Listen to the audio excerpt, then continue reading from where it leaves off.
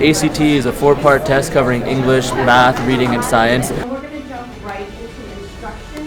Because when I'm reading the questions, The math section will be 9 minutes, the reading section. They are prepared for the strategies and skill sets that they will use. take a look at the questions. A non-essential clause or phrase.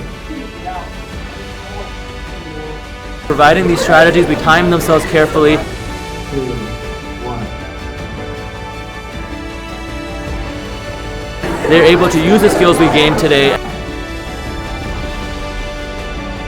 Very good. Yeah. Good. Yeah. Yeah.